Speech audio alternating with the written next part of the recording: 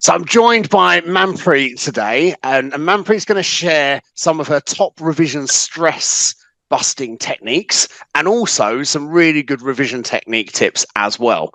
Manpreet self-studied for most of the ACCA qualification, but then decided to come over and study with me at FME for the AAA paper. Manpreet, what is it that made you decide to come and do AAA with me? I think for me it was, back in 2018, I had 3 attempts to self-study AAA. I thought, can't be that hard. I've done it before with the other exams. But when it came down to knowing what words to use and exam technique, it was a different ball game for me. So I think joining the course gave me more structure, had more time management skills. And I think knowing where I need to look instead of revising everything was the best thing for me to join the course, and the reviews were great. So okay, and it really worked. So Manpreet, was it 3 times you didn't get through it before when you self-studied? 3 times, and then in your final attempts, which you did with me, well, Manpreet came in the top 15 globally. Absolutely smashed it, and I would say that's because Manpreet worked really hard and took on board all of the advice I gave her and reached out loads during the course for support and guidance. And as very kindly today is going to share some of her stress techniques or stress busting technique. Manpreet's stress management techniques. So first of these, baking. How did baking help you? Did you see the smile on my face when you said So I think baking's always been one of my biggest hobbies. It makes me switch off from everything. I literally just listen to the noise of the machine. I listen to music as I'm baking, just feeling different textures. And I've got such a sweet tooth. Yeah. Oh, I love it. So what do you like making? Pardon? What do you make?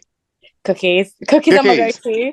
Nice. I'm quite good at muffins, but don't want to, food poison anyone, and stick to the cookies. Yeah, and actually something like cookies is like, that's what, how long does it take? Like an hour, something like that? Half an hour? Yeah, about 45 minutes. It's just comfort food. Yeah. So it's like, it's a distracting activity that's kind of mental and physical, and it's not that long. So it's a nice break. Then while they're baking, you can be doing another question or whatever else. Or eating as I'm revising. Or eating, exactly.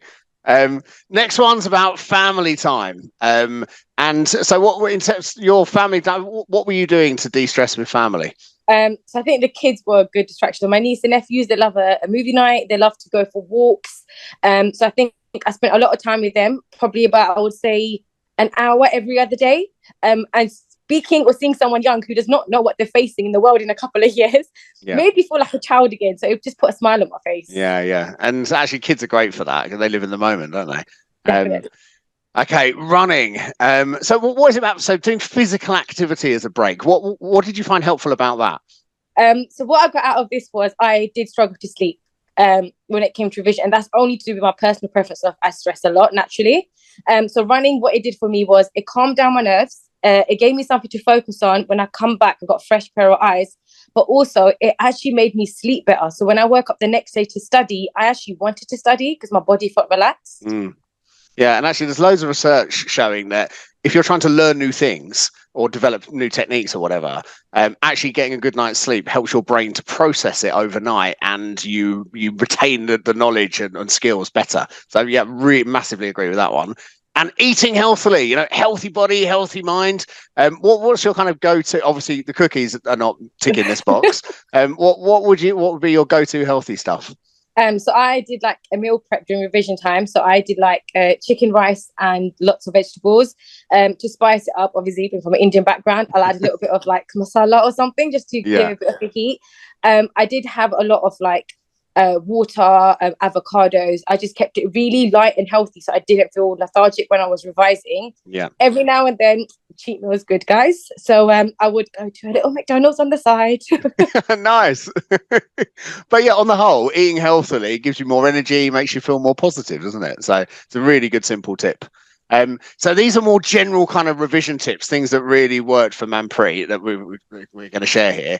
First one's about where in the house you study. So what's your tip here, Manpreet? So I think I would say do not study in a place where you sleep or you find your private comfort zone. I did revise in my room at the beginning, and I struggled to sleep. I had nightmares, and I figured out, do you know what? I need to do something different. So what I did was in my shed and in my attic, I bought a desk.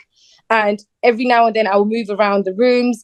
And what it did was it gave me a different lighting, different perspective, and I could actually focus more. Yeah, a really good idea. So doing it in different rooms, but definitely having spaces in the house that are non-work, so that when you go into your bedroom, it's not like, oh, I'm feeling guilty about not doing a question or whatever. That's a really, really good tip. This is not about eating loads of chocolate. This one is about building variety into your revision rather than just practicing questions, which gets really boring. You've got to do loads of question practice, but you've got to do other stuff as well to break it up. So what were the other things you did, Manpreet?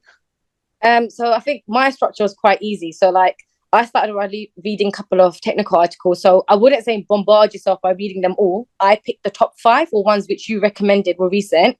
Stuck to them. I watched YouTube videos from ACCA, like other examiners, just to see what's out there.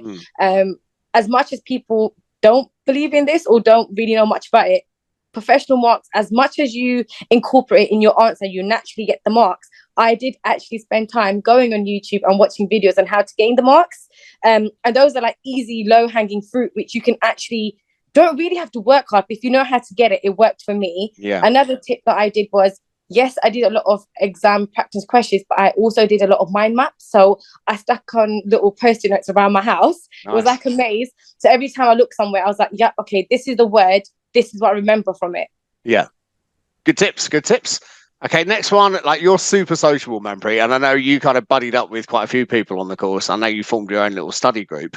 And you were like communicating on WhatsApp, I think. What is it that you actually did with your study buddy group, and how did it help you?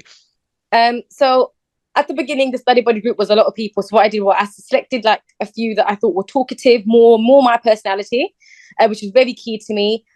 We ended up discussing our mock results. So where someone did better and I didn't, I tried to understand how they gained the marks, what they did and the thought process. But likewise, I shared where I did well.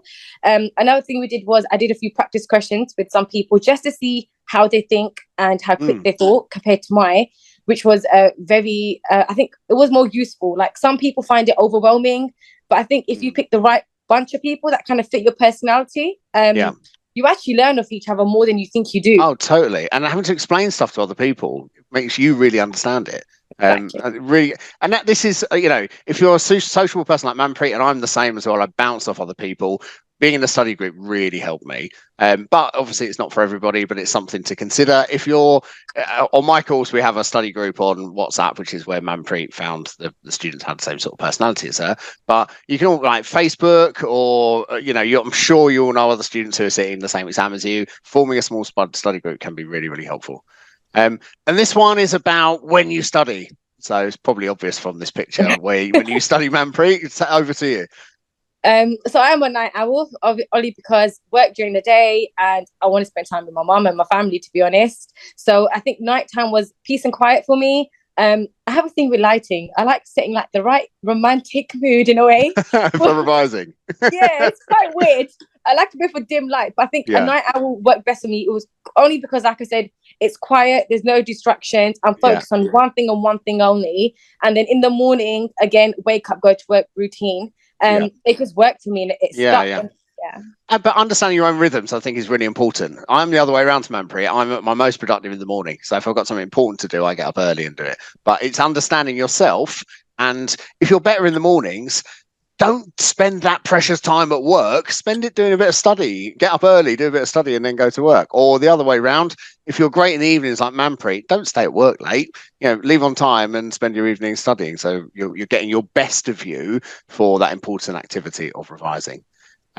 So thanks, Manpreet. Loads of really simple but very helpful tips in this presentation. Thank you for your time, Manpreet. If anyone wants to get in touch with me because you want to talk about studying AAA, get your QR scanner thingy out, and you can find me on WhatsApp. Thanks, everyone.